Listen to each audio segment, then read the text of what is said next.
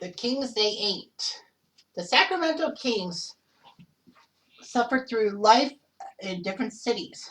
They started out as the Cincinnati Royals. How original. But anyway, Cincinnati Royals in the 1940s all the way to 1963.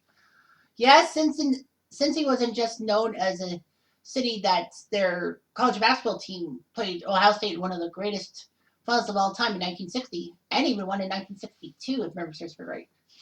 But yes, Cincy had a team, the Cincinnati Royals, and they were a very solid team. Pretty good. Cincy is known as the team with the friendship between Jack Twyman and Maurice Stokes. Maurice Stokes was a very fantastic defender and a strong offensive standard for Cincinnati. Sadly, though, he had an accident, a stroke, and basically hit his head, and he was not completely with brain damage, but he was paralyzed and all that. And Jack Twyman, a teammate of Stokes, took good care of him for the rest of his life. And that's why there's an award in the NBA called the Jack Twyman Award for perseverance and dedication to helping people. Oh, by the way, Bob Cousy was a Cincinnati Royal. No, sorry, Bob Cousy. Why am I thinking Bob Cousy? Someone else who played for the Cincinnati Royals. Hmm. Well, the Kings. I'm sorry, it couldn't be Bob Cousy. He played for the Celtics. Anyway, I don't like to redo these things. So anyway, yeah, so Cincinnati did okay, and then they moved ship to Kansas City to become the Kansas City Omaha Kings. So basically, they went from Cincy to Kansas City for basketball. Kansas City actually nearly got to the 1981 NBA Finals. They were just short, losing the Western Final to another Cinderella team, the Houston Rockets. Houston, of course, got their butts handed to them by Boston in the 81 final. And then Kansas City moved all the way to Sacramento in 1985 by birth year.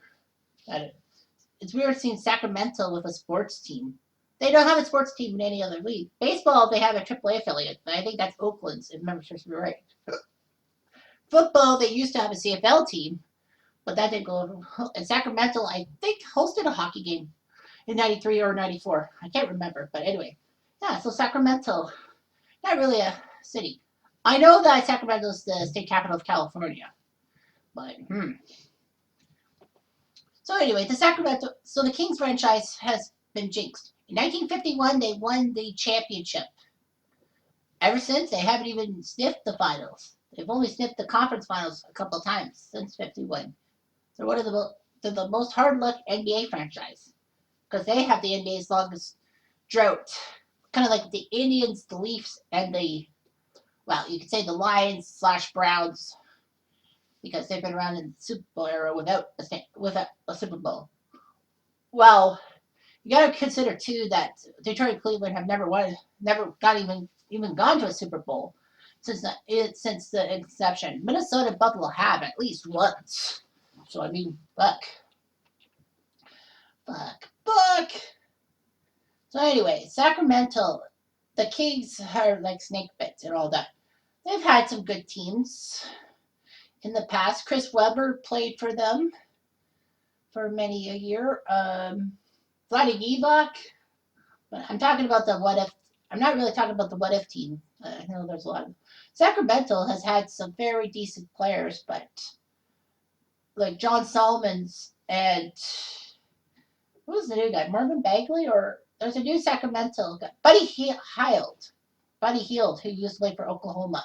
He's good too. But anyway, Sacramento has not been to the playoffs in more than a decade, and they haven't made a playoff run for years.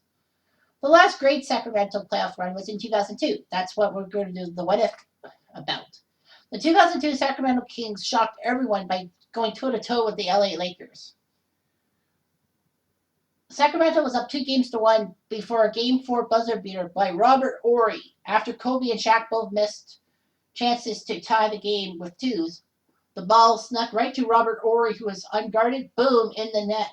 And Robert Horry was known for his clutch shots with the Houston Rockets, among others. Robert Horry started his career as a Houston Rocket. I believe he did play for Sacramento one time. I don't remember. I know Robert Horry. Who else did Horry? I know Robert Horry Won a title with the Spurs. Yeah. So anyway, good old Robert Ory. But Game 6 of the Sacramento LA final conference finals took the cake, especially the referee.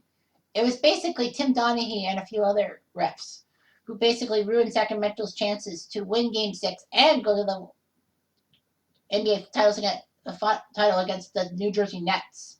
So unfortunately for the Sacramento Kings, things look bad. The officiating was shit in Game 6. Sacramento got robbed.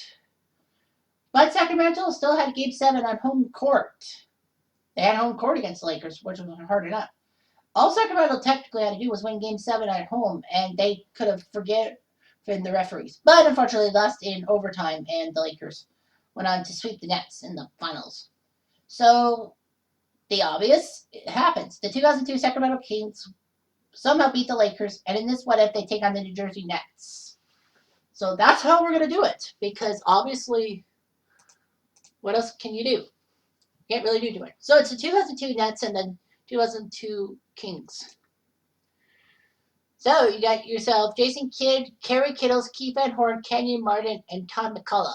It's funny, you have 3 players with that have a K in their first name, 2 that have a K in their second name, and 1 who's double K. Obviously, I'm not going to make a connection because I think everyone else knows the connection with a K. K for Kerry, K for Keith, and K for Kenyon. And Canadian Tom McCullough at center. The 2002 Sacramento Kings, 61 wins. I forgot they had that many. Mike Bibby, Doug Christie, Hito Tikkalu, Chris Webber, Flatty Divac, who all were pretty good. Doug Christie, and Mike Bibby were fan favorites of the Raptors and the Grizzlies, respectively, of course, in Toronto, Vancouver. Game 1 sees the Kings win 88-82. Kmart with 16, Van Horn with 16, Kittles with 14. Kidd only gets 6 points, but 8 assists. Richard Jefferson was on that team. Jason Collins, Aaron Williams, Anthony Johnson, Lucius Harris, Brian Scalabrini, Derek Dial, Brandon Armstrong. I know all those Nets, but were they 97 Nets? No, that can't be right. I think it was like 2000 or something. 2003. Orlando. Okay. 2002 Kings, 16 from Weber, 12 from Christie, 10 from Bibby. Scott Pollard with 10 points off the bench. Peja Stojakovic came off the bench for 13. He was good. Lawrence Funderburg, Bobby Jackson, Gerald Wallace. Gerald Wallace, one of the best Charlotte Bobcats of all time. And he played for the 2002 Kings. I forgot about that. I thought Gerald Wallace was drafted by the Bobcats. So the Kings strike first. Game 2, they strike again. The Nets sucked in the third quarter, only scoring 9 fucking points. So 14 from Kittles and Van Horn, 11 from Kmart and Lucius Harris. They emptied the bench. Like Derek Dial, Scalabrini, Reggie Slater, Steve Goodrich, Brandon Armstrong, Donnie Marshall. There's that Donnie Marshall again.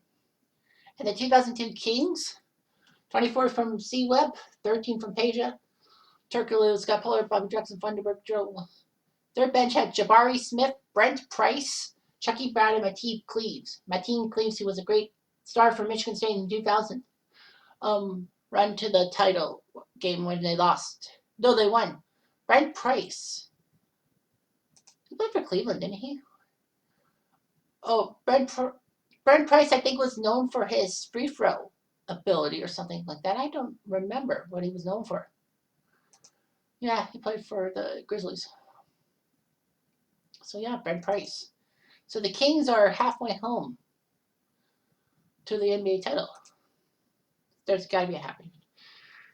Well, the Nets say no happy ending here. 98-84 the win. 21 from C-Webb, 16 from Bibby. No one else hit double digits. Brent Price put up 8 points in 4 minutes. That's amazing. 26 from Kittles, 10 from Jake Kidd. Kmart with 8 points. A lot of people have 8 points. Jefferson and Harris, among others.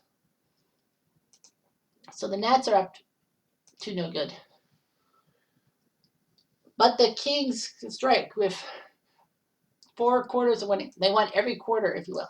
25 from C-Webb, 18 from Bibbs, 11 for Doug Christie. Gerald Wallace, 4 points in 7 minutes. That's pretty good. The Nets, 19 from Van Horn, 13 from Kittle, 16 from Kmart.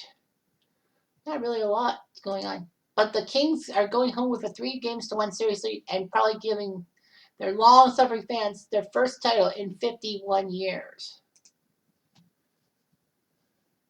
And there we go. I kind of knew it.